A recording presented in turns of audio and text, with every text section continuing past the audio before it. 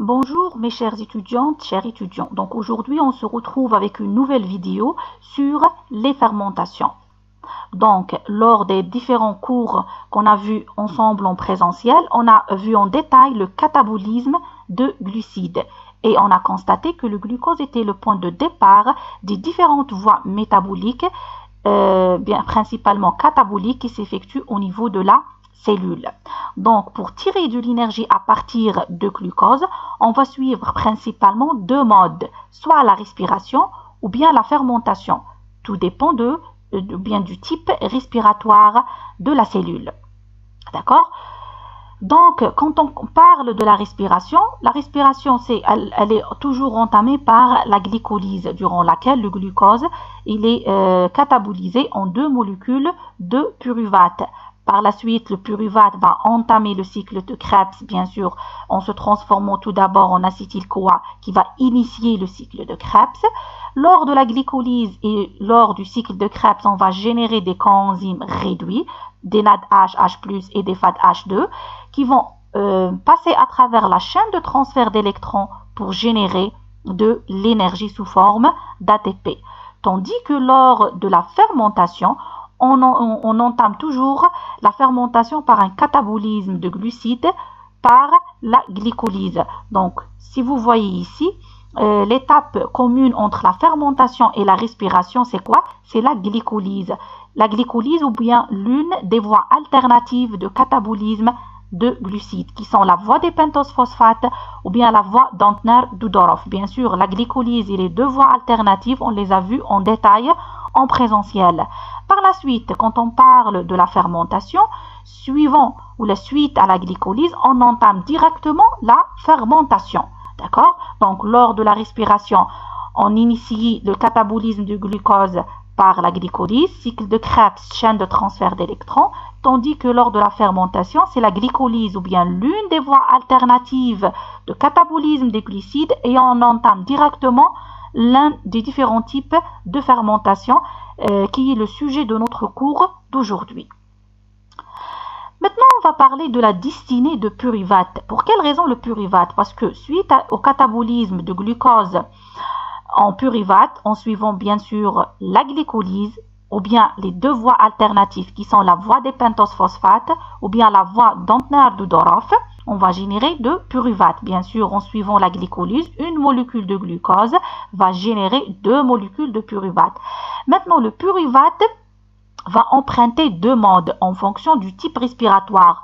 En aérobiose, c'est-à-dire en présence d'oxygène, le pyruvate va entamer le cycle de Krebs. Bien sûr, pour se transformer en quoi? Pour se transformer en CO2. C'est pour cette raison-là que le plus souvent quand on parle de la respiration, on dit que la respiration c'est une oxydation complète.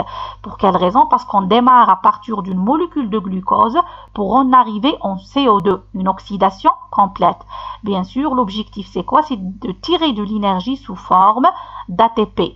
Tandis que en anaérobiose, c'est-à-dire en absence d'oxygène, le pyruvate va entamer l'une des différentes voies fermentatives.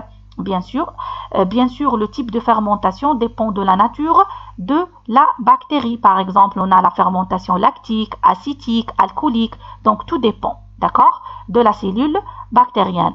Maintenant, suite à la fermentation, on va générer des déchets métaboliques.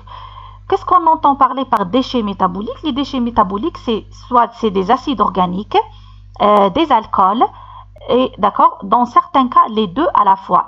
Ici, tout dépend de la nature de la fermentation, c'est-à-dire lors de la fermentation, on génère soit uniquement des acides organiques, soit des alcools, soit les deux à la fois. Et dans certains cas, on génère également des gaz sous forme de CO2 et de H2. D'accord?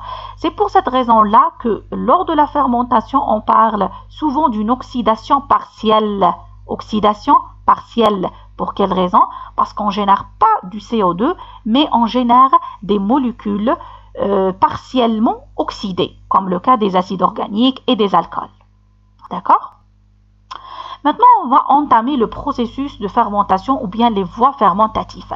Donc, lors de la fermentation, l'acide pyruvique synthétisé suite aux différentes étapes cataboliques précédentes, il sera converti en produit organique. Quel type de produit organique? Je viens d'expliquer ça. C'est principalement des acides organiques, comme le cas d'acide lactique, l'acide acétique, l'acide succinique, formique, et ainsi de suite. Des alcools comme le cas d'éthanol, et dans certains cas, je dirais pas rare, dans certains cas de fermentation. Donc, comme j'ai déjà expliqué, les produits organiques vont être sous forme soit d'acide organique, soit sous forme d'alcool, et dans certains cas, on peut générer même certains gaz. D'accord? Donc, la fermentation, elle s'effectue en absence d'oxygène, c'est-à-dire que l'oxygène n'est pas nécessaire lors de la fermentation, mais parfois peut se produire en sa présence. Peut se produire en sa présence, c'est-à-dire que la fermentation, elle aura lieu en présence d'oxygène. Mais bien sûr, l'oxygène ne va pas jouer un rôle primordial dans la fermentation. C'est juste que la bactérie peut effectuer sa fermentation, mais en présence d'oxygène. Et c'est le cas des bactéries du type respiratoire, anaérobie, aérotolérante. Ce type de bactérie peut, bien sûr, il suit la fermentation comme pour tirer bien sûr de l'énergie, mais toujours en absence d'oxygène. Donc, je vais expliquer en détail malgré que j'ai expliqué ce point en présentiel. Quand je dis bactérie anaérobie, aérotolérante, anaérobie, c'est-à-dire c'est une bactérie qui va se développer en absence d'oxygène et elle va suivre le type de respiration fermentative, donc elle va suivre la fermentation. Mais aérotolérante, c'est-à-dire elle tolère de l'oxygène, mais elle ne va jamais l'utiliser, c'est-à-dire même en présence d'oxygène, c'est-à-dire l'oxygène n'est pas létal, l'oxygène n'est pas toxique, c'est-à-dire il ne va pas altérer la bactérie, mais elle ne va pas l'utiliser en aucun cas, c'est-à-dire même en présence de l'oxygène, elle va suivre la voie fermentative. C'est pour cette raison-là que j'ai expliqué que dans certains cas, la fermentation peut se produire en présence d'oxygène, et ça c'est le cas des bactéries anaérobies aérotolérantes. Donc lors de la fermentation, l'accepteur final des électrons est une molécule organique. C'est pas comme le cas de la respiration, parce que lors de la respiration, on a vu que l'accepteur final d'électrons, c'est le plus souvent c'est l'oxygène. Dans certains cas de respiration anaérobie, comme le cas de la respiration en nitrate, on a le nitrate comme accepteur final, sulfate, et ainsi de suite. Mais lors de la fermentation, l'accepteur final d'électrons, c'est une molécule organique partiellement oxydée. Lors de la fermentation, on produit de petites quantités d'ATP. Le plus souvent, on produit une ou bien deux molécules d'ATP uniquement. C'est pas comme le cas de la respiration. Lors de la respiration, lors des séances en présentiel, on a calculé le bilan énergétique global de la respiration et on a trouvé qu'on génère combien de molécules? On génère 38 molécules d'ATP. Donc, vous voyez la différence. Lors de la respiration, on génère 38 molécules d'ATP, tandis que lors de la fermentation, on génère uniquement une à deux molécules. Une à deux molécules, ici, tout dépend de la nature de la fermentation. Donc, on va voir ça en détail par la suite. Il faut noter une chose assez importante, que l'ATP généré lors de la fermentation, elle est générée uniquement lors de la glycolyse ou bien l'une des voies alternatives de catabolisme de glucose. Donc, comme on a vu lors de la première planche, la fermentation, elle est subdivisée en deux étapes. La première étape, c'est la glycolyse ou bien l'une des voies alternatives. Par la suite, on entame directement la fermentation. Donc, lors de la fermentation, on génère jamais de l'ATP. L'ATP générée, elle s'effectue, elle est générée, uniquement au niveau de la glycolyse, ou bien au niveau de la voie des pentose phosphates, ou bien au niveau de la voie d'Antner-Dudorow. Ici, c'est en fonction de la nature de la cellule. Si on parlera des bactéries, au niveau de la cellule bactérienne, ou bien en fonction du type de la bactérie. Donc, elle va suivre glycolyse ou bien voie alternative. Et c'est au niveau de ces voies cataboliques qu'on va générer de l'ATP. C'est pour cette raison-là que le nombre de molécules d'ATP, il est assez réduit. D'accord ? Maintenant, ici, on va faire une comparaison entre la voie catabolique qui est la glycolyse et la voie ou bien les voies fermentatives. Donc, vous voyez ici, on a déjà vu et expliqué la glycolyse en détail. La glycolyse, elle va générer de pyruvate à partir de glucose. Mais lors de la glycolyse, on va générer ce qu'on appelle les coenzymes réduits, la NADH, H+, NADH, H+. Donc, lors des différentes réactions, vous voyez ici plusieurs flèches parce que c'est juste un schéma explicatif, ce n'est pas un schéma détaillé. Donc, lors de la glycolyse, on génère des coenzymes réduits qui sont de type NADH, H+. Donc ici, c'est des réactions de réduction. Des réactions de réduction, d'accord? Parce qu'on a généré des coenzymes réduits.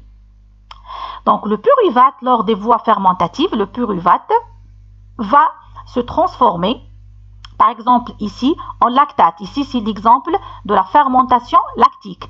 Vous voyez ici de ce côté-là, X, Y, c'est d'autres types de fermentation, d'accord? Dans certains cas, on aura recours à une seule réaction pour donner le produit final. Dans d'autres cas, le pyruvate doit suivre plusieurs réactions pour en arriver au point ou là, au produit final de la fermentation. Mais il faut noter que lors des fermentations, c'est l'inverse. On aura recours à des réactions d'oxydation, d'accord, pour générer des coenzymes oxydés de type NAD+. Et c'est ça ce qu'on appelle le recyclage des coenzymes. Vous voyez ici, on a des NAD. Suite à des réactions de réduction, on va produire des NADH, H+, et ces coenzymes réduits, les NADH, H+, vont s'oxyder pour produire la forme oxydée de coenzyme qui est le NAD+. Et ainsi de suite, le NAD+, va passer à la glycolyse pour générer d'autres cycles. Donc, lors de la fermentation, les coenzymes sont recyclés d'une manière permanente.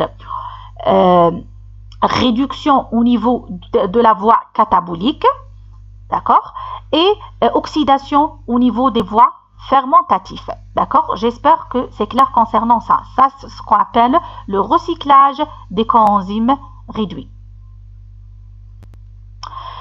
Maintenant, on va passer au premier type de fermentation, qui est la fermentation alcoolique. Fermentation alcoolique.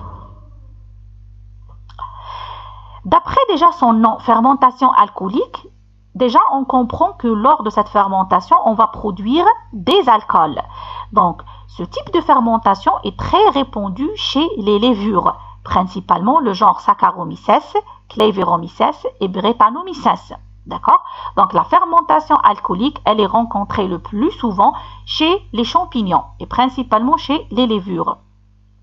Il existe certains types de bactéries qui peuvent réaliser ce type de fermentation, mais c'est très rare de trouver de bactéries qui réalisent la fermentation alcoolique. Parmi ces bactéries, on rencontre l'espèce Zymomonas mobilis.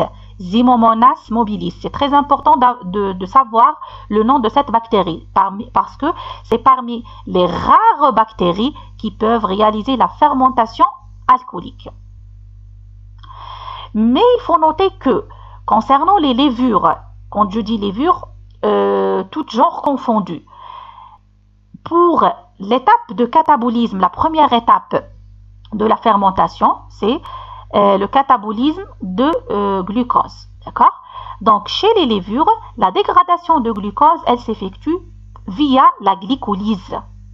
Tandis que chez Zymomonas mobilis, la dégradation de glucose, elle s'effectue suite à la voie d'Antner-Dodorov. Donc, la voie, bien la première étape de fermentation, elle est différente chez les levures par rapport à Zymomonas mobilis.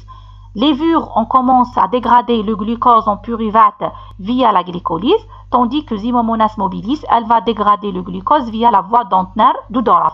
Bien sûr, la voie d'Antner-Dodorov et la glycolyse, on les a vues en détail lors des cours précédents. Maintenant, on va en arriver au bilan de la fermentation. Donc, suite à la dégradation de glucose via la glycolyse, qu'est-ce qu'on va faire? On va générer de pyruvate.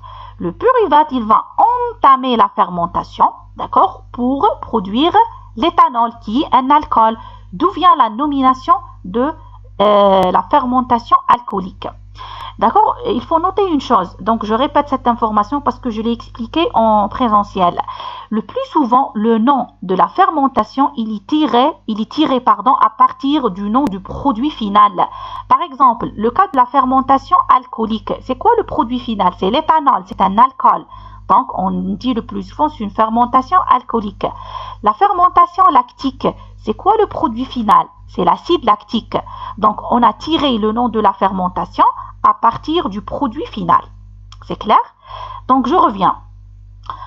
Lors de la fermentation, ou bien l'étape de la fermentation, le pyruvate va se transformer en éthanol, bien sûr, en suivant tout d'abord une décarboxylation, suite à l'action de la pyruvate décarboxylase pour générer de l'acétaldéhyde. Par la suite, l'acétaldéhyde va générer de l'éthanol. D'accord? Donc, si vous voyez ici, qu'est-ce qu'on a généré également? On a généré des coenzymes oxydés, le NAD.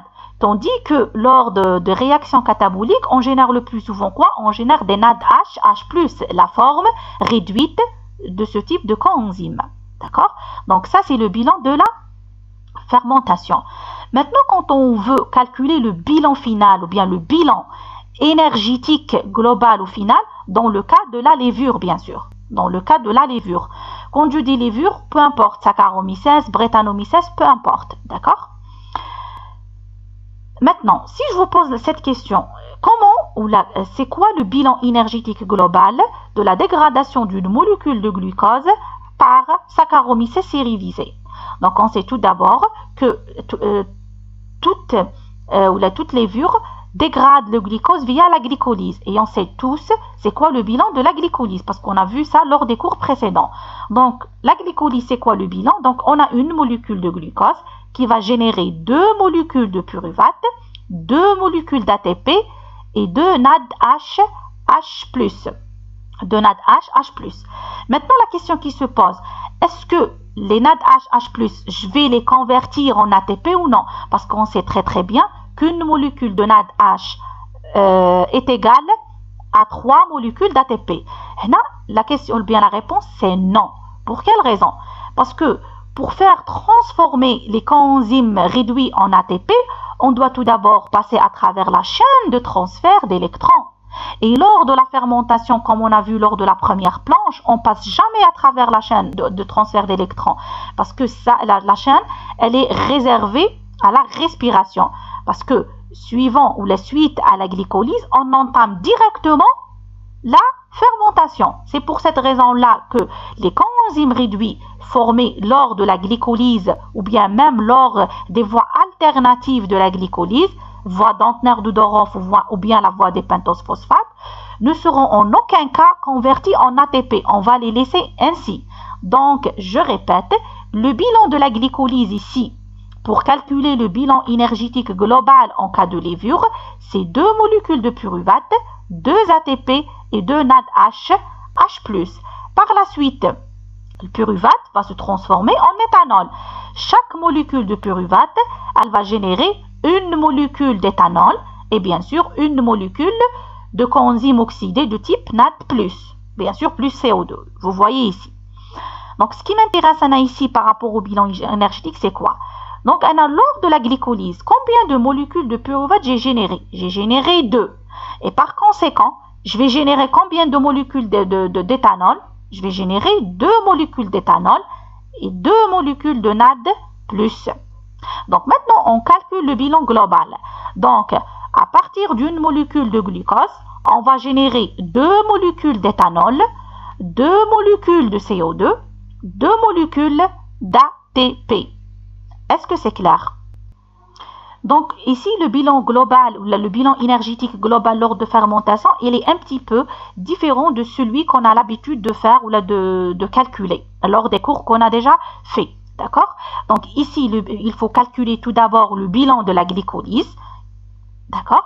Par la suite, on calcule le bilan de la fermentation et on fait le calcul total. Donc, le bilan énergétique global de la dégradation d'une molécule de glucose par une levure, c'est 2 molécules d'éthanol, 2 ATP, bien sûr, plus 2 CO2. J'espère que c'est clair concernant ça. Maintenant, Dans le cas où quand on veut calculer le bilan énergétique global suite à une fermentation alcoolique réalisée par Zymomonas mobilis. Dans le cas de Zymomonas mobilis, la bactérie, parmi les rares bactéries qui réalisent la fermentation alcoolique, on ne va pas suivre la glycolyse, mais on va suivre quoi? La voie Dantner de Doroff, la voie CDPG. Donc vous voyez ici, si vous vous souvenez bien sûr, le glucose, il va être phosphorylé, bien sûr en glucose 6-phosphate. Bien sûr, quand on dit phosphorylation, d'accord, ici c'est une consommation d'une molécule d'ATP pour générer de l'ADP plus PI, et le phosphate va phosphoryler la molécule de glucose. D'accord? Par la suite, le glucose 6-phosphate, il va se transformer en 6-phosphogluconate. D'accord? Par la suite, le 6-phosphogluconate va donner le 2-céto-3-désoxy 6-phosphogluconate, le CDPG ou bien KDPG en anglais. D'accord? Tout dépend. On dit céto ou bien keto. On a expliqué ça en présentiel. Bon, à partir de la molécule CDPG, et voilà la molécule clé de la voie Dantner de Doroff, on va générer tout d'abord une molécule de pyruvate. Une molécule de pyruvate. On sait très bien, on a vu précédemment que le pyruvate va générer de l'éthanol. D'accord? Une molécule d'éthanol plus une molécule, bien sûr, de CO2. D'accord? Et bien sûr, dans ce cas-là, on va générer des coenzymes oxydés. De quel type? Cette fois-ci, ce n'est pas des NAD+, mais c'est des NADP+. Des NADP+.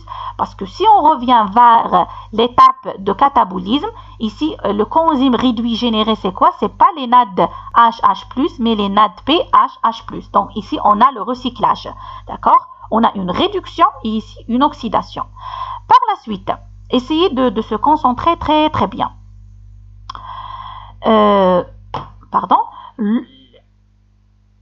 Comment dirais-je, la molécule de CDPG, elle va se transformer parce que la CDPG, c'est une molécule à 6 atomes de carbone.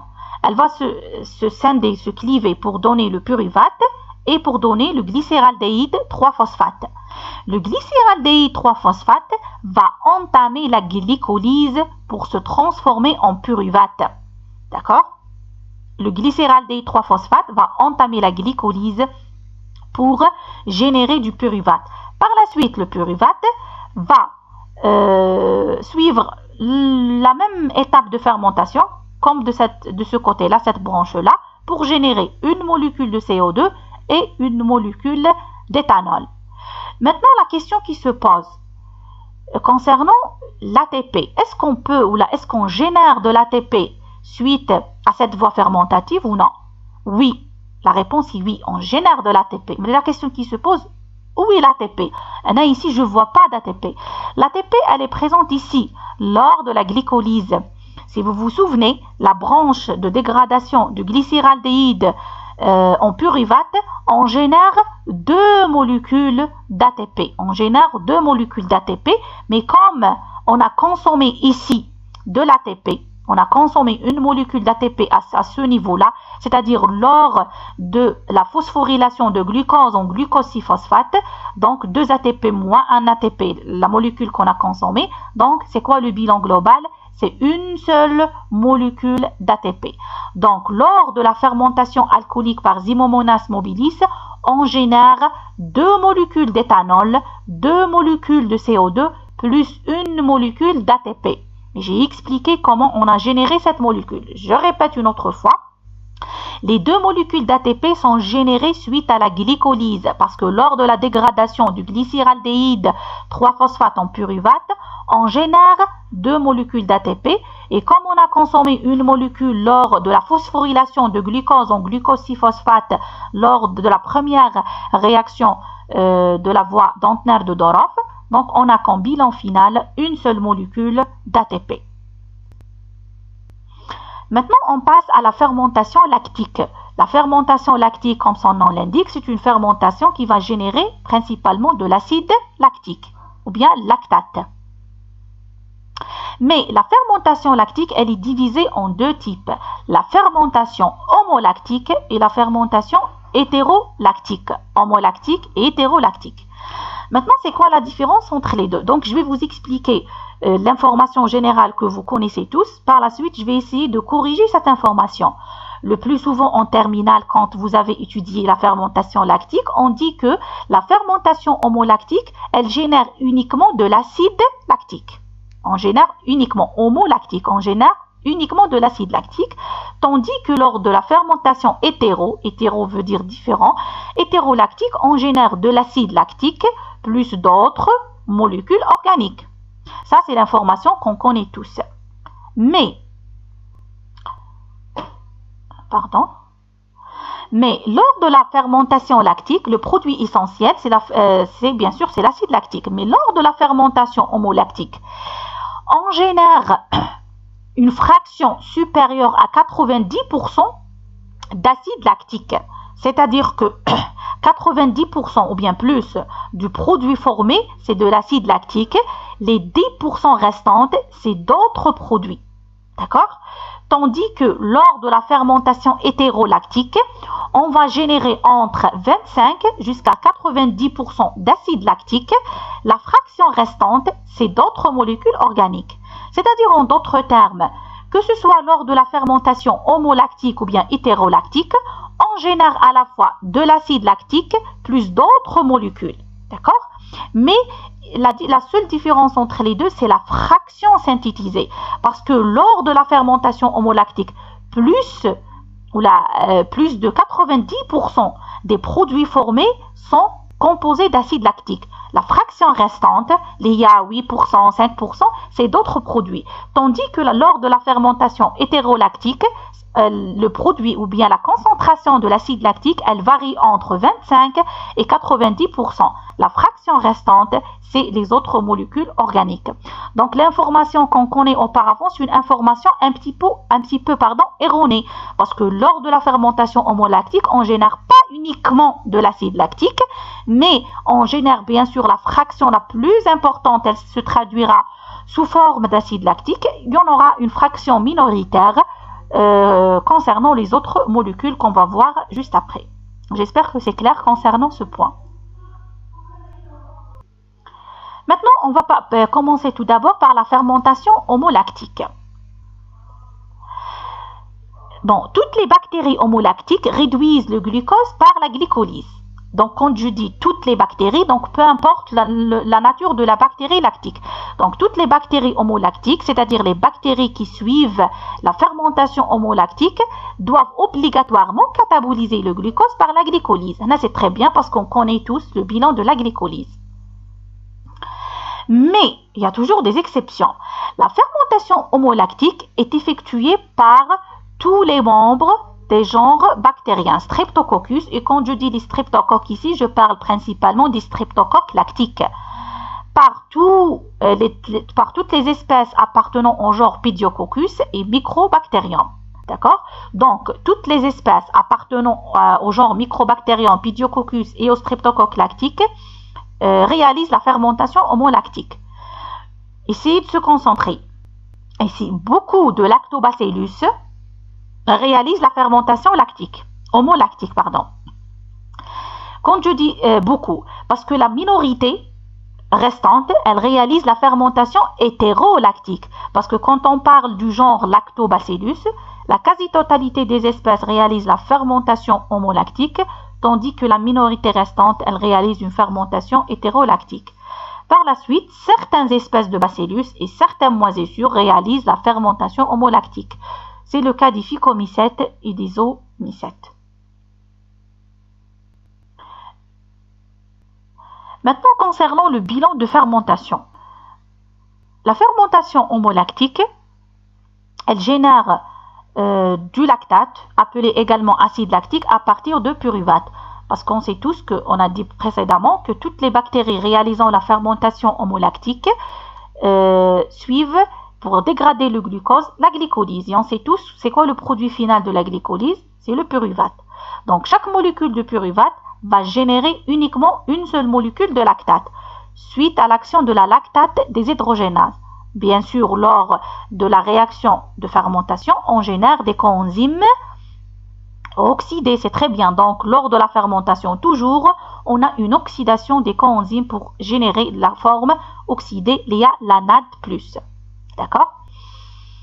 Maintenant, quand on veut calculer le bilan complet ou bien le bilan énergétique complet de la fermentation homolactique, comme j'ai expliqué précédemment, le bilan complet de la fermentation, il est basé sur 2 étapes. On doit tout d'abord calculer le bilan de la voie catabolique de glucose, qui est dans ce cas-là la glycolyse, et on ajoute le bilan de la fermentation. Le bilan de la fermentation, il est simple et facile. Pour quelle raison? Parce qu'on n'a pas la génération de molécules d'ATP. On a uniquement la formation du produit final, qui est dans ce cas-là l'acide lactique. Et comme j'ai expliqué précédemment, le nom de la fermentation, il est toujours tiré à partir du produit final, qui est dans ce cas-là le lactate, l'acide lactique. Maintenant, on revient au bilan énergétique complet. On a vu auparavant, lors de la fermentation alcoolique, le bilan global de la glycolyse. Donc, une molécule de glucose, ça génère 2 molécules de pyruvate, 2 ATP et 2 NADH+, c'est-à-dire 2 coenzymes réduits.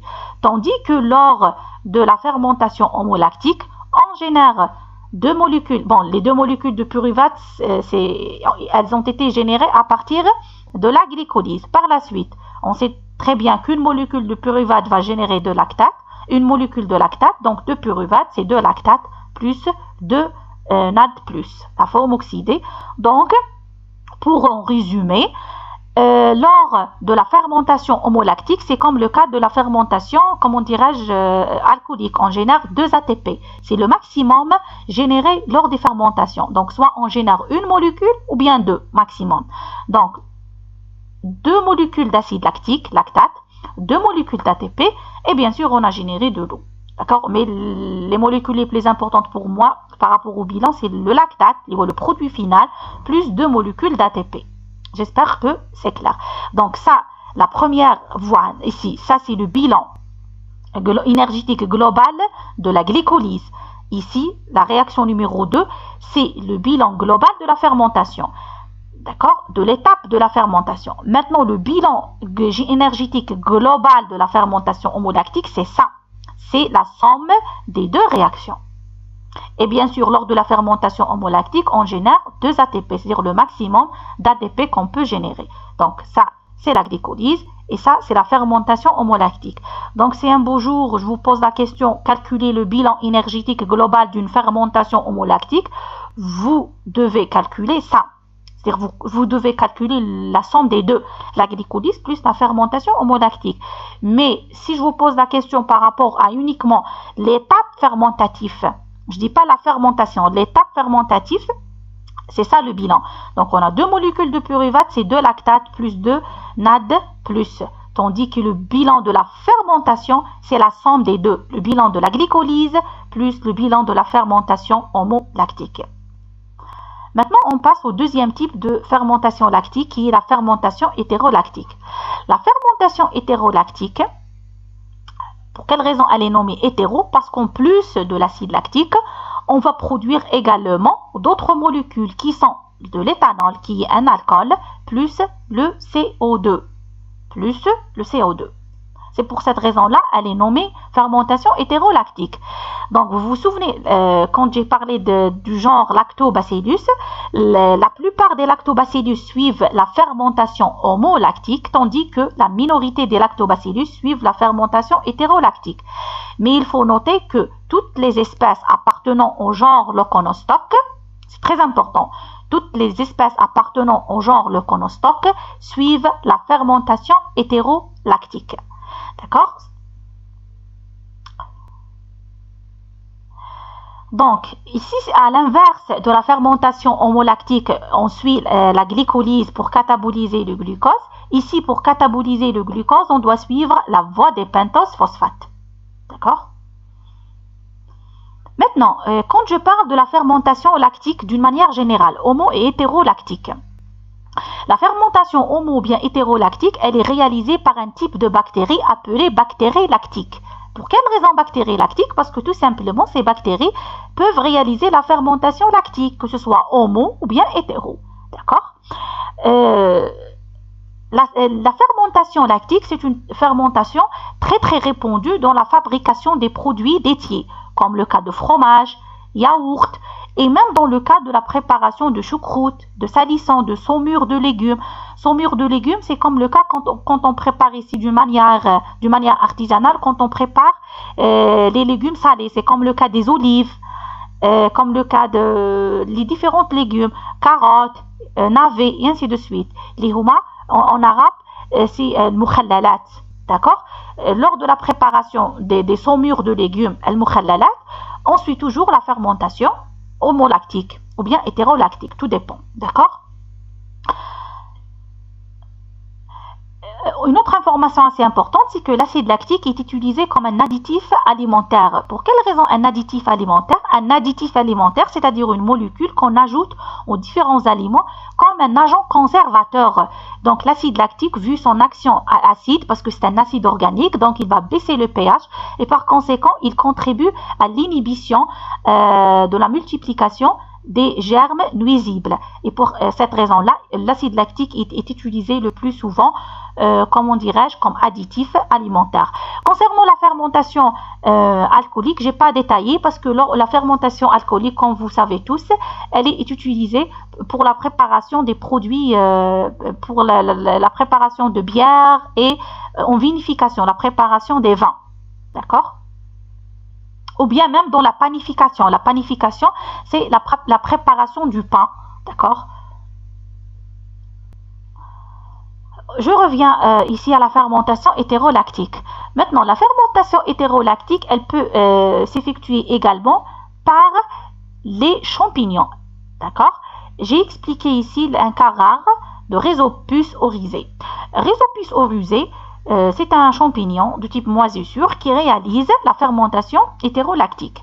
Mais il constitue un cas particulier. Pour quelle raison?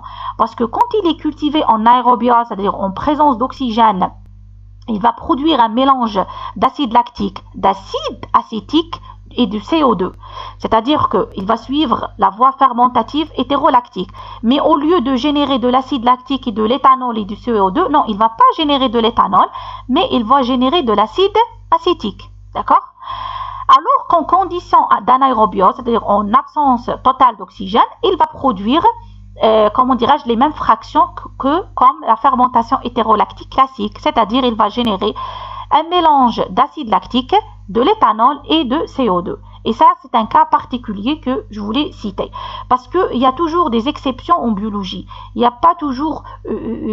c'est pas des mathématiques. Parce qu'en biologie, il y a toujours des exceptions. Certes, je dis, lors de la fermentation hétérolactique, je produis un mélange d'acide lactique, éthanol et de CO2. Mais ce n'est pas le cas de tous les organismes vivants. Il y a toujours certaines exceptions. Et parmi les exceptions, ici, j'ai cité un seul exemple. Il y a d'autres exemples, bien sûr, où je génère à côté de l'acide lactique et de CO2 d'autres types d'acides organiques. Dans le cas de Rhizopus oryzae, on a généré de l'acide acétique appelé également acétate. Donc je voulais juste vous tirer votre attention par rapport à ça. Il faut bien sûr apprendre ça, mais il y a toujours des exceptions qu'il faut toujours noter. Maintenant, on va passer au calcul du bilan énergétique. Vu qu'on a dit que pour cataboliser le glucose, on doit passer à travers la voie des pentoses phosphates. Donc, ça c'est c'est l'étape commune. Si vous vous souvenez de notre cours concernant les voies alternatives, j'ai expliqué qu'on a une étape, commune entre les deux voies alternatives, la voie CTBG et la voie des pentoses phosphates. C'est l'étape de formation de 6-phosphogluconate. Ça, c'est une étape commune entre les deux, durant laquelle, bien sûr, on aura recours à une réaction de phosphorylation où on consomme une molécule d'ATP. Bien sûr, à partir du 6-phosphogluconate, ici, on va générer ou bien on va entamer une partie de la voie des pentoses phosphates. On va générer le CO2 plus le ribulose 5-phosphate. Le ribulose 5-phosphate. Peu importe, à partir de cette étape-là, on va entamer, la voie des pentoses phosphates. Mais, comme j'ai déjà expliqué lors du cours de la voie des pentoses phosphates, le ribulose, soit il va, suivre la voie des pentoses phosphates ou, on avait recours aux transaldolases, les transcétolases, d'accord, les différentes réactions pour générer les différentes, les différents riboses. ou bien les différentes oses à 5 carbone. D'accord? Dans notre cas-là, le rubulose va entamer la fermentation.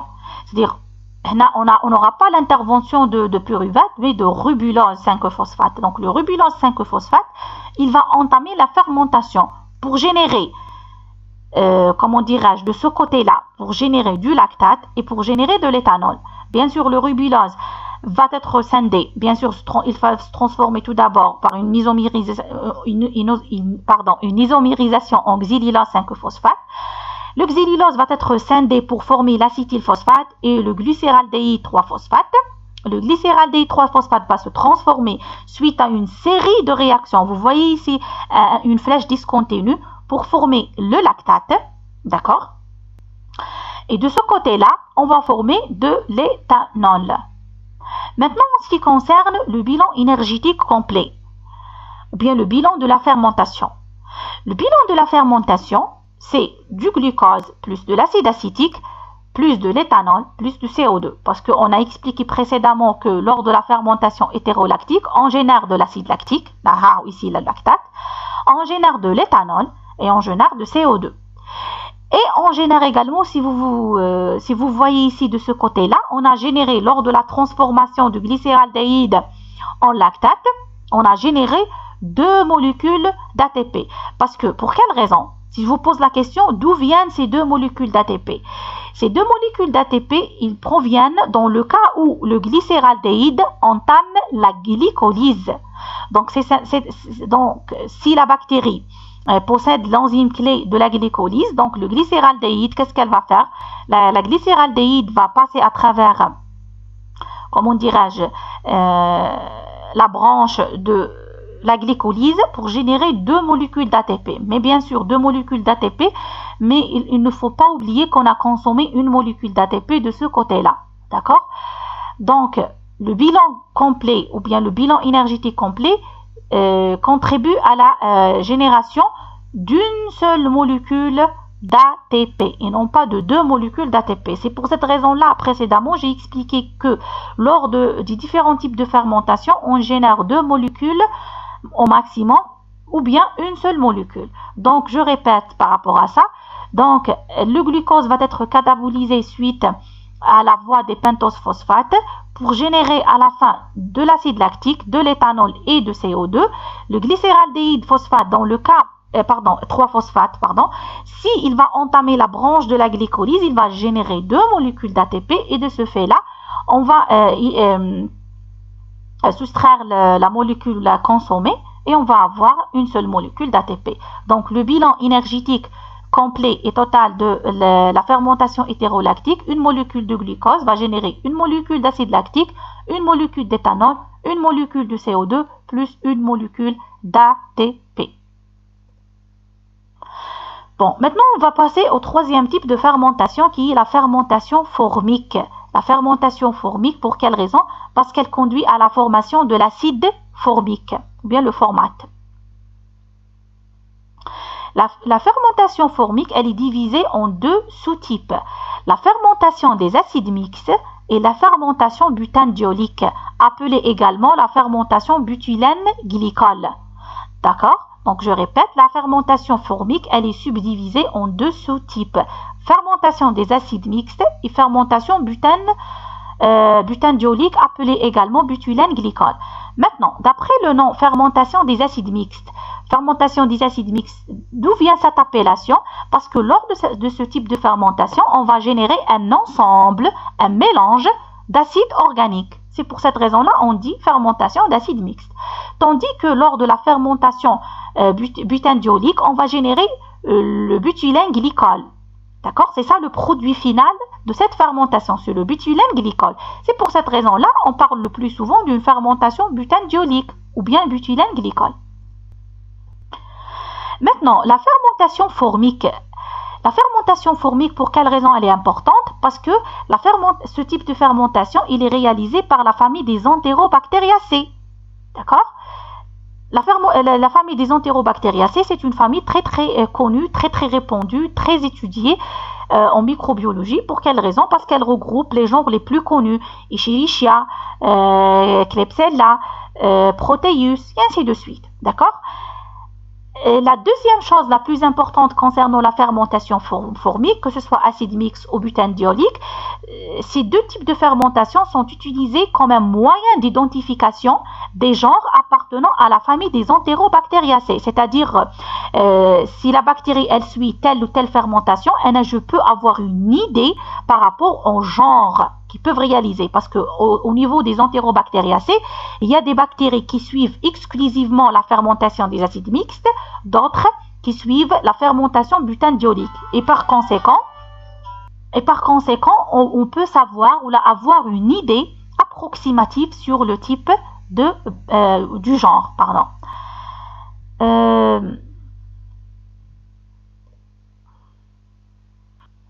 Donc, lors de cette fermentation, ce type de fermentation, le pyruvate, il est converti en acide formique.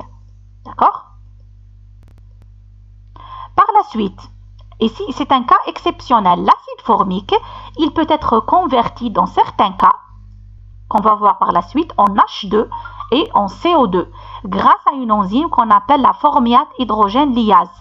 La formiate hydrogène lyase, c'est un complexe enzymatique. Et on a vu auparavant, c'est quoi un complexe enzymatique? C'est-à-dire une association d'au moins deux enzymes. Donc, grâce à l'action de ce complexe enzymatique, l'acide formique va se transformer, ou il va être, comment dirais-je, fragmenté ou scindé en H2 et en CO2. D'accord?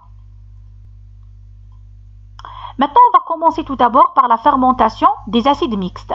La fermentation des acides mixtes, elle est réalisée, comme j'ai expliqué précédemment, par les Enterobacteriaceae, principalement le genre Escherichia, Salmonella, Proteus, Shigella et Yersinia. C'est-à-dire, ces genres-là peuvent réaliser la fermentation des acides mixtes. Ce genre de fermentation, il est également réalisé chez d'autres genres qui ne sont pas qui n'appartiennent pas à la famille des Enterobacteriaceae. Parmi ces genres, on cite les Vibrio et Aeromonas. La fermentation des acides mixtes, elle aboutit à la formation de l'éthanol plus un mélange d'acides organiques, d'où vient l'appellation acide mixte. C'est quoi ce type d'acide? C'est l'acide acétique, acétate, acide lactique, lactate, acide succinique, succénate et l'acide formique, formate. D'accord? Donc, le produit final de la fermentation des acides mixtes, c'est de l'éthanol plus un mélange d'acides, 4 acides organiques.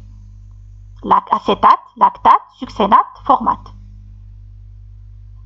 Maintenant, l'acide formique, si on aura l'intervention du complexe enzymatique, la formiate hydrogène lyase, l'acide formique va se transformer en H2 et en CO2. Et par conséquent, ici, le bilan va changer. Donc, c'est quoi le bilan? Le bilan général, le global, va se transformer en quoi? Il va se traduire en éthanol, plus acide acétique, acide lactique, acide succinique, plus H2, plus CO2. Pour quelle raison? Parce que l'acide formique est transformé en H2 et en CO2. Mais, en cas d'absence de ce complexe enzymatique, le bilan restera, comme j'ai déjà expliqué auparavant. Maintenant, l'acide formique, il est transformé en H2 et en CO2 chez principalement Escherichia coli, chez Salmonella, c'est-à-dire le genre Salmonella et le genre Proteus. Donc, l'acide formique, c'est le HCOH. HCOH. Acide formique, c'est Hamdan Naml. Il va se scinder en H2 plus CO2. Et ça, c'est un cas particulier chez Escherichia coli, Salmonella et Proteus. Donc, dans le cas de la présence de ce complexe enzymatique, le bilan énergétique final va se différer. C'est-à-dire, soit on a comme bilan final éthanol, acide acétique, acide lactique, acide succinique, acide formique, ou bien, dans d'autres cas, comme le cas d'Escherichia coli, l'acide formique va se transformer en H2 et en CO2 et par conséquent, on ne doit pas le citer lors du bilan final. On ne le cite pas. Pour quelle raison? Parce qu'il est déjà scindé en H2 et en CO2. J'espère que c'est clair.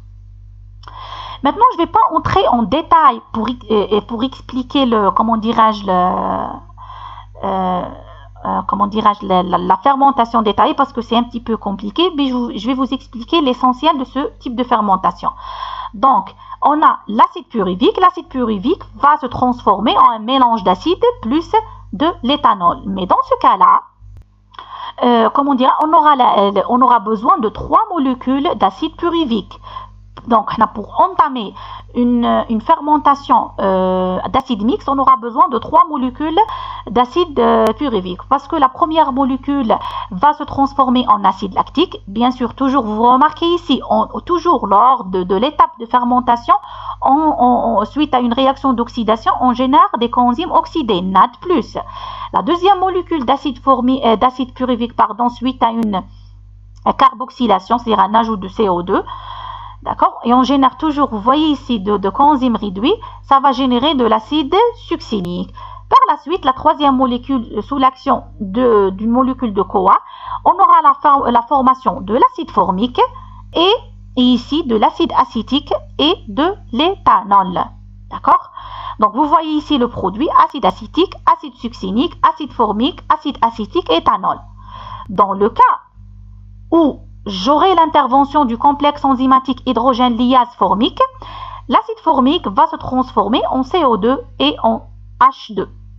Et dans ce cas-là, on n'aura pas l'intervention, c'est-à-dire si je cite ici le bilan final, c'est acide lactique, acide succinique, acide acétique, éthanol, plus CO2 plus H2.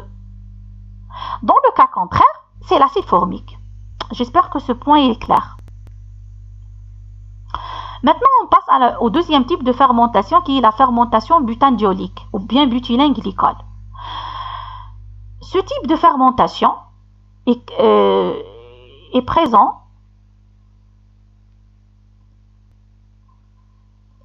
principalement chez Enterobacter, Klebsiella, Serratia et Erwinia, et chez bien sûr quelques espèces du genre Bacillus. Bien sûr, le genre Bacillus, il ne fait pas partie des Enterobacteriaceae, mais j'ai cité tout d'abord les genres appartenant à la famille des Enterobacteriaceae, et bien sûr j'ai expliqué également qu'il y a certaines espèces appartenant au genre Bacillus, comme le cas de Bacillus polymixa, qui peuvent réaliser ce genre de fermentation.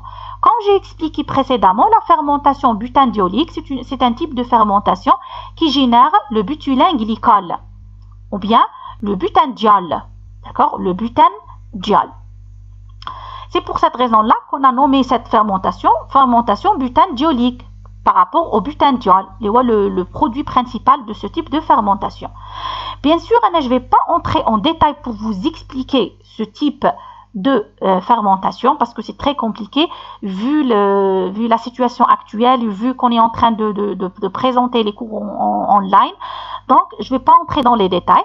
Mais bien sûr, pour les personnes intéressées, si vous voulez avoir plus de détails, je peux faire des vidéos séparées par rapport à ça. Mais concernant, par exemple, ici, je suis en train de vous expliquer les cours par rapport aux examens. Donc, je ne vais pas entrer dans les détails. Donc, une molécule de glucose, d'accord, elle va libérer du pyruvate, bien sûr, en suivant la voie de la glycolyse. Et bien sûr, en suivant la voie de la glycolyse, on va générer 2 molécules d'ATP. Ici, on aura besoin de plusieurs molécules de pyruvate pour générer l'ensemble des produits de la fermentation butanediolique. On aura recours à la fermentation de lactate, on aura recours à la fermentation d'éthanol, à la fermentation de formate, l'acide formique, et on aura recours à la formation de 2,3-butanediol. Donc, une molécule de glucose va générer le pyruvate, bien sûr 2 molécules de pyruvate, mais on aura recours à 2 cycles successifs, d'accord, pour générer à la fois le lactate, l'éthanol, l'acide formique et le butanediol. Si vous avez remarqué ici, l'acide formique, toujours sous l'action du complexe enzymatique, s'il est présent chez la bactérie, le formate va se transformer en CO2 et en H2. Dans le cas contraire, on va se contenter de l'acide formique. Si vous avez remarqué ici, lors de la fermentation butane-glycol, on génère beaucoup de gaz. Ici, 2 molécules de CO2. Et dans le cas de la transformation de formate en CO2 et H2, on aura recours à la formation de 3 molécules de CO2 et H2. On appelle ce type de fermentation Donc vous voyez ici le gaz, une fermentation gazogène. Donc même lors des fermentations précédentes, n'importe quelle fermentation ou bien type de fermentation qui génère un gaz, on appelle ça fermentation gazogène. Une fermentation gazogène, c'est une fermentation qui contribue à la libération de gaz, comme le cas par exemple de la fermentation alcoolique. C'est une fermentation gazogène parce qu'elle conduit à la libération de CO2 et ainsi de suite. D'accord? Mais ici, il faut noter que la concentration de gaz, elle est assez importante. On a 5 molécules de gaz, 4 molécules de CO2 et une molécule de, comment dirais-je, de H2.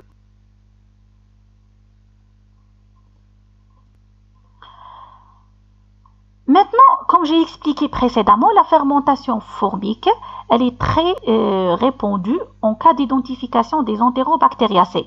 Parce que une fois on détermine, il s'agit de quel type de fermentation, est-ce qu'il s'agit d'une fermentation d'acide mixte ou bien d'une fermentation butanediolique, on peut avoir une idée par rapport au genre appartenant aux entérobactériacées. Donc ça oriente l'identification. Je ne dis pas que je peux identifier le genre, mais ça oriente notre identification. Donc, on peut distinguer la fermentation butanediolique de la fermentation des acides mixtes par 3 façons. En principe, ces tests-là, vous avez vu, vous avez les rencontrés dans le module technique de biologie moléculaire. Donc ici, je vais vous expliquer juste le côté biochimique. Je ne vais pas parler du côté technique. D'accord? Mais bien sûr, si vous avez des questions concernant ces techniques-là, je peux faire une vidéo séparée. On a ce qu'on appelle le test VP et le test RM. Et on a également le test de gaz. Maintenant, le CO2 et le H2. Si vous avez constaté lors des deux types de fermentation. Bon, lors de la fermentation des acides mixtes, vous vous souvenez, sous l'action de le complexe enzymatique, la formiate hydrogène liase, on va produire une quantité égale de CO2. C'est-à-dire on va produire une seule molécule de CO2 plus une seule molécule de H2. D'où viennent le CO2 et le H2? Ils proviennent suite à la dégradation de l'acide formique. D'accord? Mais lors de la fermentation butanediolique, on produit un excès de CO2. Si vous avez remarqué, on a produit plus de CO2 que de H2. C'est pour cette raison-là, le rapport lors de la fermentation des acides mixtes, le rapport est égal à 1. Pour quelle raison? Le rapport CO2 sur H2. Parce que la quantité de CO2 est égale à la quantité de H2. Et par conséquent, le rapport est égal à 1. Tandis que le rapport CO2 sur H2, il est proche de 5. D'accord? Pour quelle raison proche de 5? Parce que la quantité de CO2, elle est beaucoup plus importante par rapport à celle de H2. D'accord? Donc, suite à ce rapport-là, on peut déduire que notre bactérie, elle a suivi la voie des acides mixtes ou bien la voie butanediolique, bien sûr, en calculant le rapport CO2 sur H2. S'il est égal à 1, donc on peut déduire que la concentration de CO2 et de H2, elle est égale et par conséquent, c'est le cas de la fermentation des acides mixtes. Si le rapport est supérieur à 1, c'est-à-dire presque proche de 4 jusqu'à presque 5, et là, ici, on déduit qu'il s'agit de la fermentation butanediolique parce que lors de cette fermentation, on produit beaucoup plus de CO2 que de H2. Maintenant, on passe aux deux tests très connus, le test VP et le test RM. Ces tests-là sont très répandus lors d'identification des entérobactériacées. C'est quoi le test VP? Le test VP, c'est un test colorimétrique, c'est-à-dire c'est un test basé sur le changement de couleur. Il est basé sur la détection de quoi? De l'acétowine. L'acétowine, c'est un précurseur du butanediol. Le butanediol, c'est le produit final de la fermentation butanediolique. C'est-à-dire que dans le cas où, quand on réalise le test VP, si le test VP il est positif, c'est-à-dire que positif, qu'est-ce que ça veut dire positif? Ça veut dire qu'on a le précurseur qui contribue à la synthèse du butanediol. Et par conséquent, on dit que la bactérie elle a suivi la voie fermentative de type butanediolique.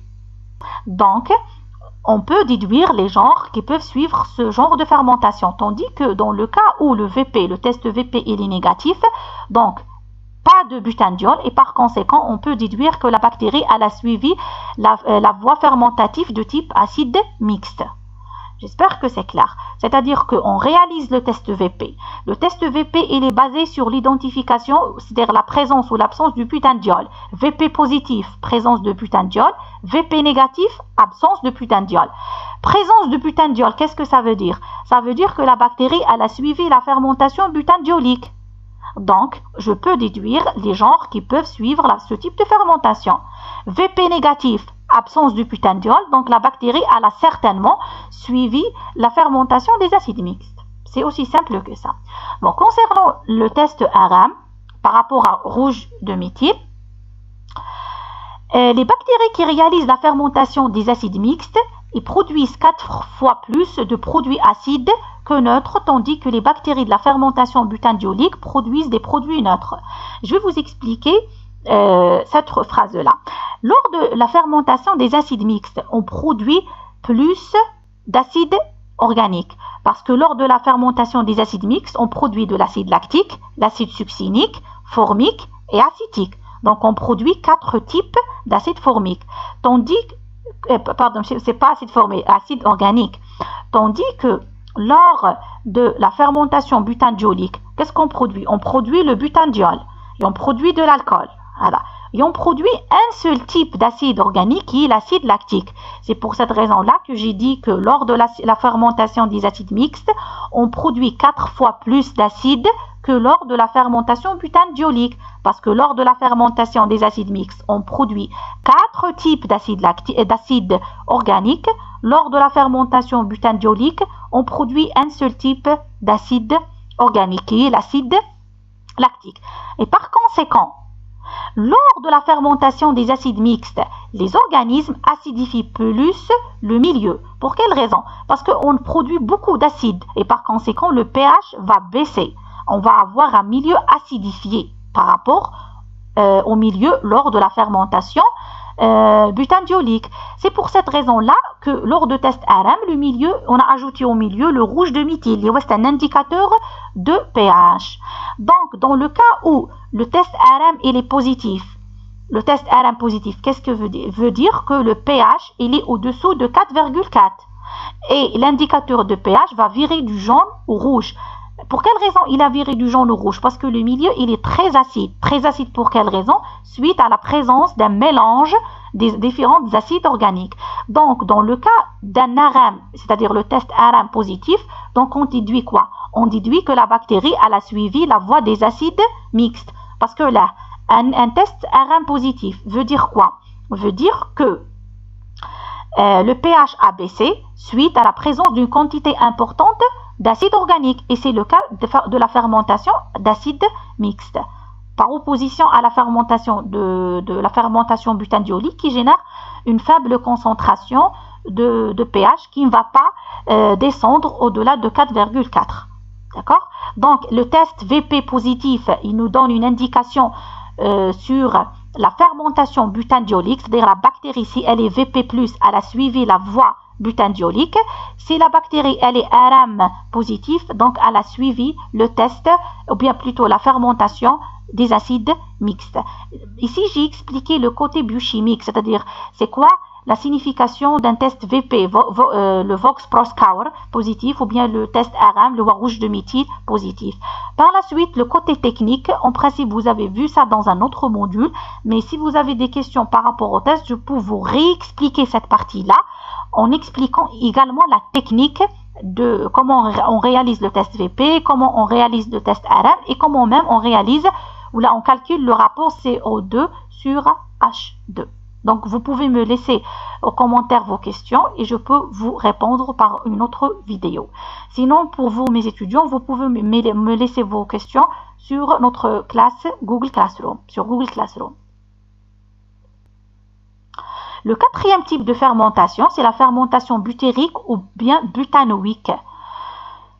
Ce type de fermentation, il est spécifique aux certaines espèces de Clostridium. On sait bien que le Clostridium, c'est une bactérie anaérobie. Bon, principalement les genres, c'est Clostridium butyricum. Donc, vous voyez butyricum, butyrique. Donc, le Clostridium butyricum, c'est l'exemple typique de ce type de fermentation. Également, on a l'exemple de Clostridium perfringens. et certains genres comme le cas de Pitrivibrio, Eubacterium, Fusobacterium et Bacillus. D'accord?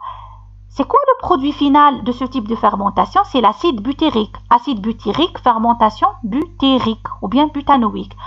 Comme j'ai expliqué précédemment, toujours le nom de la fermentation, il est tiré à partir du nom du produit final de la fermentation. L'information qu'il faut tirer par rapport à ça, c'est toujours, il ne faut pas oublier que Clostridium butyricum et Clostridium perfringens peuvent réaliser la fermentation butérique. Pour les autres genres, ce n'est pas la peine de les apprendre par cœur. Donc, comme j'ai expliqué juste il y a quelques minutes, ce type de fermentation, il est rencontré chez les anaérobies strictes, comme le cas du genre Clostridium. Comme j'ai expliqué précédemment, je ne vais pas entrer dans les détails pour expliquer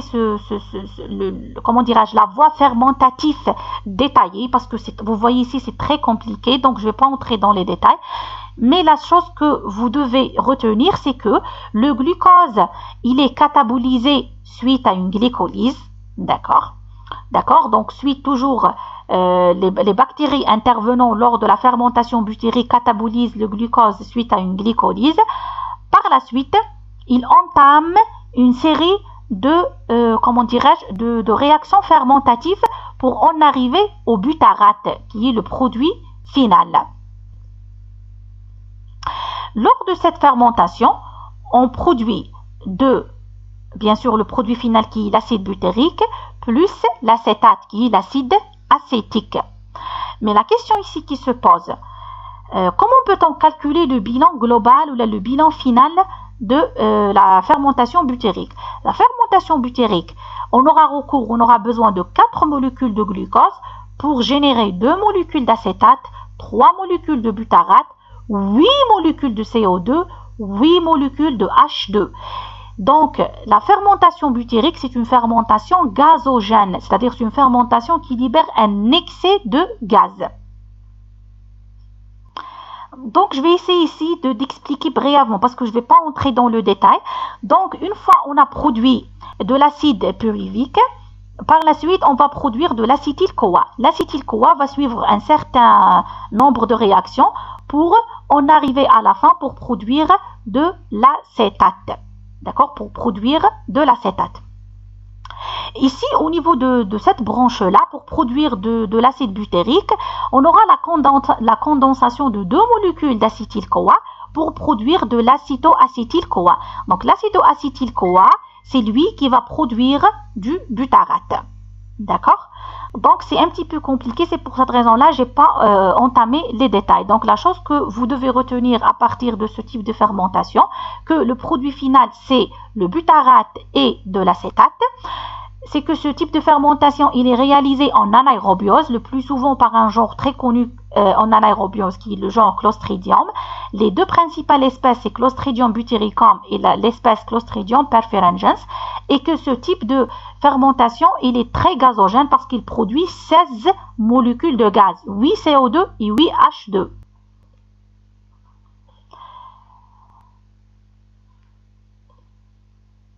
Bon, ce type de fermentation, il est très rencontré dans le cas des boîtes de conserve avariées. Quand je dis les boîtes de conserve avariées, c'est-à-dire les boîtes de conserve altérées. Vous connaissez tous les boîtes de conserve, comme le cas de la tomate conserve, les confitures et ainsi de suite. Dans le cas d'une contamination par Clostridium, par exemple, on sait très très bien que Clostridium, c'est une bactérie sporulée. Et elle est anaérobie stricte, c'est-à-dire elle peut résister, à l'intérieur des conserves. D'accord? Donc, elle peut, dans le cas d'une mauvaise manœuvre lors de la production, on peut avoir une contamination par Clostridium, c'est-à-dire l'anaérobiose, elle ne va pas altérer, parce que certes, quand on ferme les boîtes de conserve, à l'intérieur, il n'y a pas de gaz. Mais la chose la plus importante, c'est que les Clostridium, c'est des anaérobies strictes. Donc, dans le cas où vous allez remarquer une boîte de conserve bombée, d'accord? Une boîte de conserve bombée, il ne faut pas l'acheter. Pour quelle raison? Parce qu'il y a un risque qu'il y a une fermentation gazogène effectuée à l'intérieur. Il y a d'autres types qu'on va les voir après, mais parmi ces types de fermentation, il y a le risque de la fermentation butérique. D'accord? Donc, Mais quand on ouvre généralement les boîtes de conserve, on va constater une odeur nauséabonde. Une odeur nauséabonde veut dire une malodeur très forte, d'accord? Une mauvaise odeur très forte. C'est ça la signification de nauséabonde. Une mauvaise odeur très forte qui est due au butyrate. Donc le butyrate, c'est un produit qui génère une mauvaise odeur très très forte.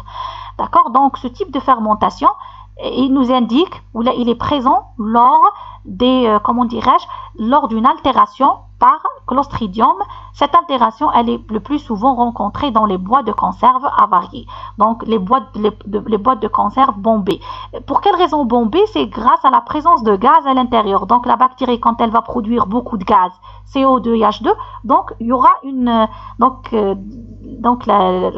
le couvercle va être bombé. D'accord? Donc, le plus souvent, quand vous achetez des boîtes de conserve, il faut toujours vérifier le couvercle pour ne pas tomber sur ce genre de fermentation. Et maintenant, je vais vous poser une question et j'espère que vous allez me répondre sur Google Classroom. D'accord? Parce que la première personne qui va avoir une bonne réponse, elle va avoir un 0,5 en plus ou la 0,5 en plus en contrôle continu.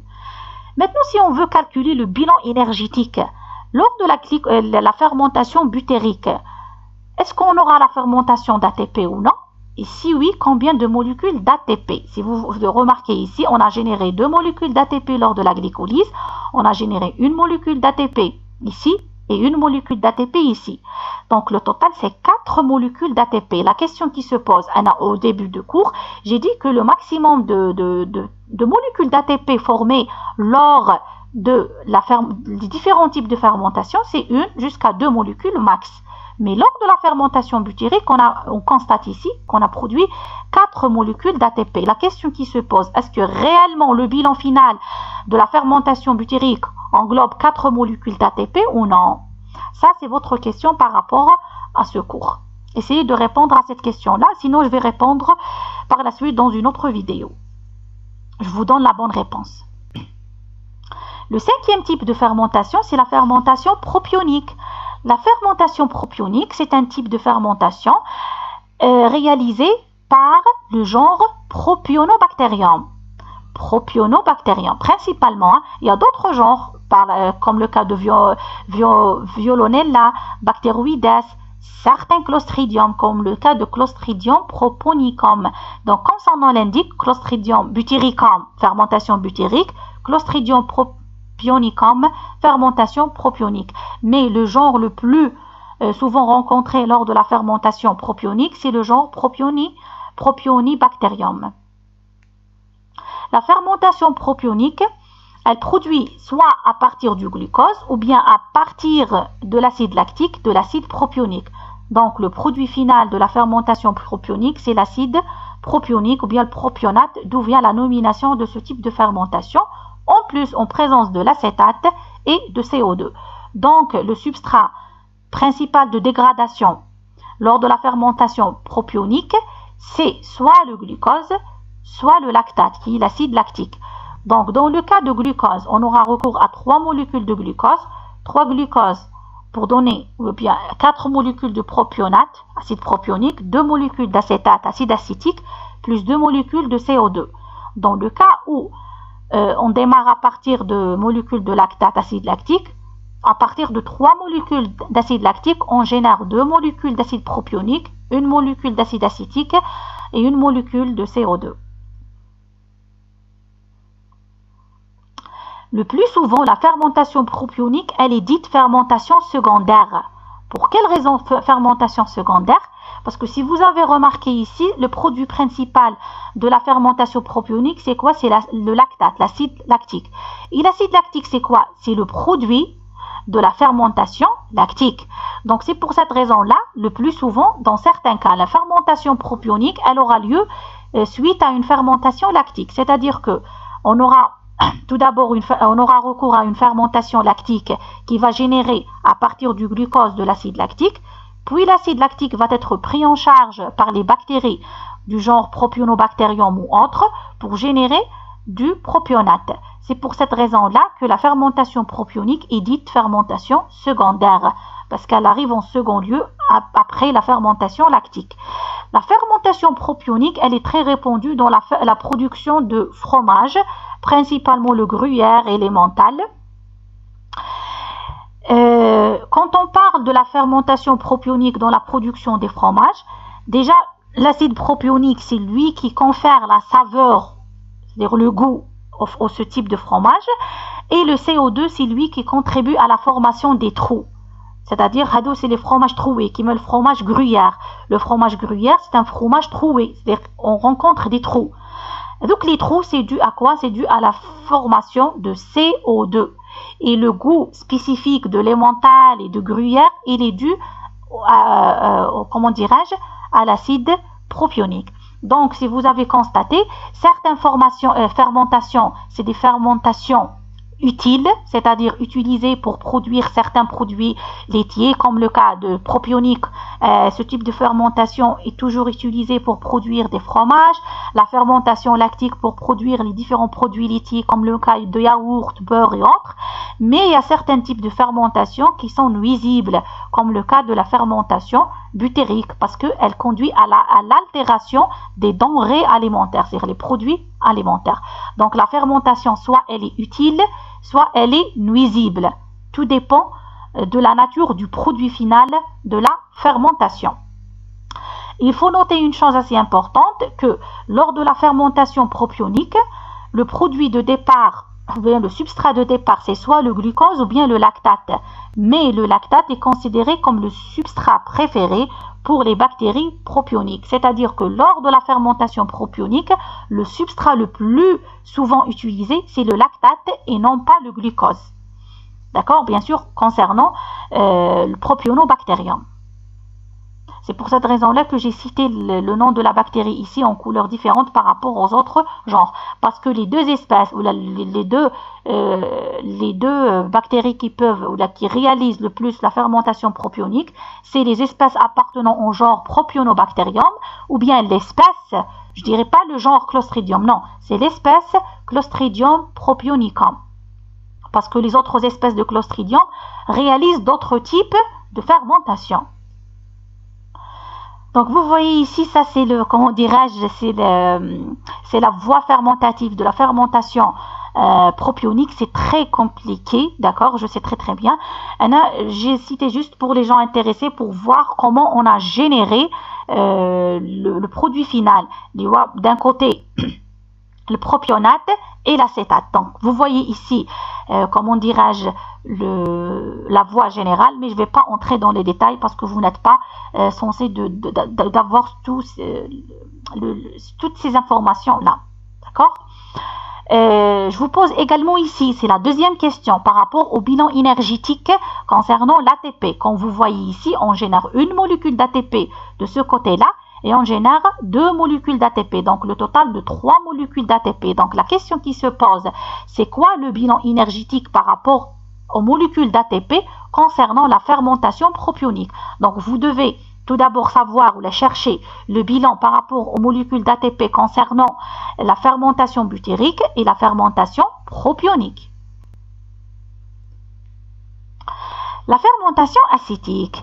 La fermentation acétique, comme son nom l'indique, c'est une fermentation qui génère de l'acide acétique ou bien de l'acétate. Le groupe de bactéries qui réalise la fermentation acétique, il est nommé bactéries acétiques. C'est comme le cas de la fermentation lactique, on aura recours aux bactéries lactiques. Par exemple, la fermentation propionique, bactéries propioniques. La fermentation acétique, elle est réalisée par un groupe de bactéries nommées bactéries acétiques. Le plus souvent, c'est des bactéries aérobies strictes, comme le cas. Les deux genres les plus répandus dans le cas de la fermentation acétique, c'est Acetobacter et Gluconobacter. Ces organismes ne peuvent pas fermenter le glucose ou d'autres glucides à cause de l'absence de la voie EMP et de la voie d'Antner-Dudorov. La voie EMP, c'est quoi? On a vu ça lors des cours des voies cataboliques. La voie EMP, c'est Dampden-Meyer-Parnas, c'est la voie de la glycolyse. D'accord? Donc, les bactéries acétiques sont dépourvues de la voie d'Antner-Dudorov et de la voie de la glycolyse. Donc, ils ont quoi? ils ont une voie de pentose phosphate modifiée. D'ailleurs, ils n'ont pas une voie de pentose phosphate comme on a déjà vu lors des cours précédents. Non, ils ont une voie modifiée, utilisée pour le catabolisme de glucose en conditions aérobie. La fermentation acétique, c'est comme le cas de la fermentation propionique. Si je reviens à la fermentation propionique, j'ai dit qu'il s'agit d'une fermentation secondaire. Pour quelle raison? Parce qu'elle s'effectue suite à une fermentation lactique. On aura recours tout d'abord à une fermentation lactique qui va générer de l'acide lactique. L'acide lactique par la suite va jouer le rôle d'un substrat lors de la fermentation propionique pour générer de l'acétate et du propionate. La même chose ici lors de la fermentation acétique. La fermentation acétique, le plus souvent, elle aura lieu après la fermentation alcoolique. Pour quelle raison? Parce que lors de la fermentation alcoolique, on génère quoi? On génère de l'éthanol. Et la fermentation acétique, c'est quoi son substrat principal? C'est l'éthanol. Donc l'éthanol va donner de l'éthanol suite à l'action de l'alcool déshydrogénase. L'éthanol est un aldéhyde. Suite à l'action de l'acétaldéhyde déshydrogénase, il va se transformer en acide acétique ou bien en acétate. Donc, la fermentation acétique également, elle est considérée comme une fermentation secondaire. Pour quelle raison? Parce qu'elle aura lieu le plus souvent suite à une fermentation alcoolique. Parce que le produit ou bien le substrat de la fermentation acétique, c'est le produit d'une autre voie fermentative liée à la voie alcoolique. C'est l'éthanol. C'est comme le cas de la fermentation propionique. Propionique, c'est quoi le substrat? C'est l'acide lactique. Ou l'acide lactique, c'est quoi? C'est le produit d'une fermentation dite fermentation lactique. Maintenant, on passe au dernier type de fermentation qui est la fermentation des acides aminés, appelée également la réaction de Stickland. Bon, ce type de fermentation, il est un petit peu différent des autres types de fermentation qu'on a vu auparavant. Ce type de fermentation, il est nommé fermentation des acides mixtes, fermentation des acides aminés, parce que on aura recours à quoi? On aura recours à des acides aminés. Donc, le plus souvent, lors des différentes fermentations, on aura recours au glucose. Dans les deux derniers types de fermentation, on avait recours à soit à l'acide lactique, un acide organique, ou bien à un alcool, l'éthanol. Lors de la fermentation d'acides aminés, on aura recours à quoi? À des acides aminés. Ce type de fermentation, il est, comment dirais-je, rencontré chez les Clostridies protéolytiques, c'est-à-dire les Clostridies, c'est les Clostridium, les espèces appartenant au genre Clostridium, sont nommées les Clostridies protéolytiques parce qu'ils dégradent la protéine, et quand on dégrade les protéines, on génère quoi? On génère les acides aminés qui sont considérés comme le substrat principal de la fermentation des acides aminés, ou bien nommé aussi la fermentation, la réaction de Stickland. Les Clostridium connus pour ce type de fermentation, c'est Clostridium sporogenes et Clostridium botulinum. La fermentation des acides mixtes ou bien la fermentation de Stickland, elle met en jeu une série de réactions d'oxydoréduction entre des acides aminés. D'accord? C'est-à-dire l'un des acides aminés, il va être oxydé, l'autre, il va être réduit. Donc, on aura une réaction d'oxydoréduction entre deux acides aminés. Donc, vous allez voir juste maintenant. D'accord? Donc, on aura besoin de deux acides aminés. Dans cet exemple-là, on aura recours, bien sûr, on aura recours à l'alanine et la glycine. D'accord? C'est les deux acides aminés qui vont jouer le rôle d'oxydation et de réduction durant cette phase-là. Donc, vous voyez ici, la glycine, elle va générer de l'acétate et l'alanine, elle va générer également de l'acétate. Mais une molécule d'alanine va générer une molécule d'acétate, de glycine, deux acétates. D'accord? Bien sûr, l'alanine, elle va passer à travers une série de réactions. Elle forme tout d'abord le pyruvate, acétyl-CoA, acétylphosphate pour en arriver à la fin en acétate. Je ne vais pas entrer dans les détails, mais la chose qui m'intéresse le plus, c'est ce qui va se passer entre les deux branches ou entre les deux voies. Vous voyez ici, lors de la dégradation de l'alanine en acétate, on aura la formation de quoi? On aura la formation des coenzymes réduits, c'est-à-dire le NAD+, va être, comment dirais-je, réduite en NAD+, en NADH+.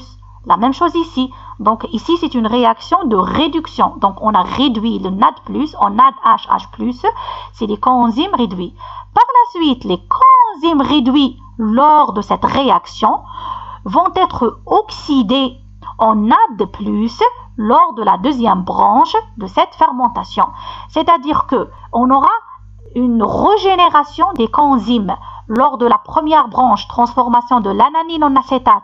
On aura recours à des réactions de réduction qui contribuent à la transformation de NAD+ en NADH+, il y a des coenzymes réduits. Et les coenzymes réduits, vous les voyez ici, ils vont contribuer à initier cette voie-là pour, bien sûr, ils contribuent à la fois de générer des coenzymes oxydés qui sont les NAD+, et en même temps pour générer deux molécules d'acétate. Donc, cette réaction ou bien cette fermentation, elle met en jeu des réactions d'oxydoréduction entre deux molécules d'acides aminés. Et maintenant, c'est quoi le produit final à partir de cette... plutôt, c'est pas le produit... Bon, je dirais le produit final et le bilan global de cette fermentation. On va générer 3 molécules d'acétate, on génère une molécule de CO2 et on génère 3 NH3.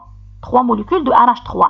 Et vous voyez ici également, on génère une seule molécule d'ATP. Donc la fermentation des acides aminés ou bien la réaction de Stickland, elle conduit à la libération d'une seule molécule d'ATP. 3 molécules d'acétate, 3 molécules de NH3, une molécule de CO2. La chose que vous devez retenir par rapport à ça, c'est qu'il s'agit d'une série de réactions d'oxydoréduction qui s'effectueront entre deux acides aminés. Donc, l'un des acides aminés, il va être oxydé, l'autre, il va agir comme un accepteur final d'électrons. Donc, une réaction d'oxydoréduction. Cette fermentation, elle est réalisée en anaérobiose et dans un milieu riche en protéines.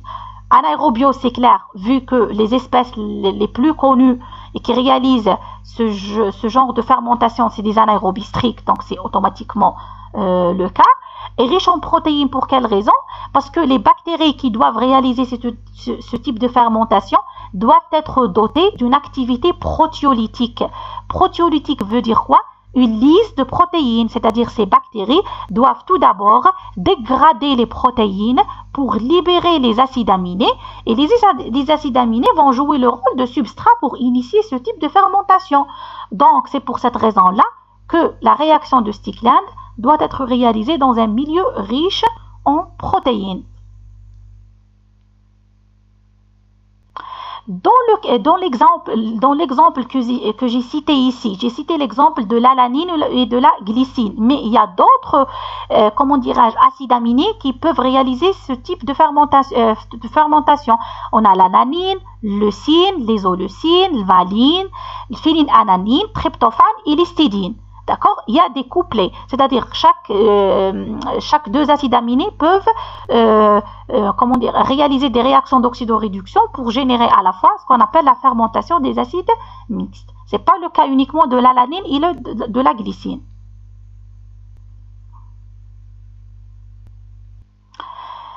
Maintenant, on a certains acides aminés qui sont l'alanine, le glycine, le glutamate, thréonine et l'arginine. Peuvent suivre un type de fermentation, mais par un autre mécanisme. Ce n'est pas la réaction de Stickland. Je voulais, par cette information, vous dire qu'il y a d'autres mécanismes, autres que la réaction de Stickland, qui peuvent générer des réactions fermentatives, ou bien des bilans fermentatifs, et les substrats intervenant lors de ces fermentations, c'est des acides aminés du type alanine, glycine, glutamate, thréonine et arginine. D'accord? Mais lors de la réaction de Stickland, on aura recours à l'un de ces acides aminés, alanine, leucine, isoleucine, valine, phénylphthaline, tryptophane et histidine. Et bien sûr, chaque acide aminé de ces acides aminés, il a un autre acide aminé qui va jouer le rôle de couplet, parce qu'on doit avoir une réaction d'oxydoréduction. Par exemple, l'alanine, c'est la glycine, et ainsi de suite. Le valine, elle a un autre acide aminé qui va jouer le rôle d'accepteur final d'électrons. D'accord? C'est ainsi que notre cours s'achève concernant les fermentations. Bon, concernant les fermentations, comme vous voyez, j'ai pas entré dans les détails. Bon, à part la fermentation lactique, homolactique et hétérolactique, et la fermentation la fermentation alcoolique, la fermentation formique. J'ai donné un petit peu de détails. Pour le reste des fermentations, j'ai donné presque juste des généralités par rapport aux espèces qui interviennent lors de ces fermentations, le bilan global. Parce que déjà, pour expliquer chaque fermentation, on aura besoin d'un cours séparé, c'est-à-dire une séance, 1h30 pour chaque type de fermentation. Et comme on est limité par le temps cette année-là, vu les conditions sanitaires, donc je ne vais pas entrer dans les détails par rapport aux différents types de fermentation. Donc j'ai cité juste des généralités parce que pour que vous puissiez savoir les différents types de fermentation qui existent. Bien sûr, si vous avez des questions concernant le cours d'aujourd'hui, vous pouvez me laisser des questions sur notre classe destinée au module biochimie microbienne sur Google Classroom et je vais lancer un live pour répondre à vos questions, d'accord? Donc, toutes les questions qui vont être posées, je vais les répondre suite à un live, d'accord? Sinon, pour les autres étudiants, vous pouvez laisser vos questions en commentaire et je peux même vous répondre via une autre vidéo. Donc, bon courage et on se retrouve avec une autre vidéo dans 2-3 jours.